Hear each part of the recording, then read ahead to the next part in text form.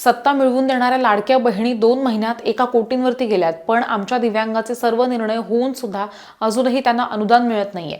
शिंदे यांनी देशातील पहिले दिव्यांग मंत्रालय सुरू केलं, पण 2000 पदाची निर्मिती करून सुद्धा एकही पद न भरल्यानं अवस्था वाईट आहे। सध्याचे मुख्यमंत्री फडणवीस आणि दुसरे उपमुख्यमंत्री अजित पवार यांना वारंवार सांगून सुद्धा दिव्यांगांची कामं मार्गी लागत नाहीयेत।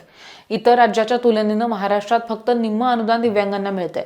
शिंदेंनी वेगानं कामं केले तसे आता कामं होत नाहीत आणि 3-3 महिने दिव्यांगांना त्यांचं अनुदान सुद्धा मिळत नाहीये।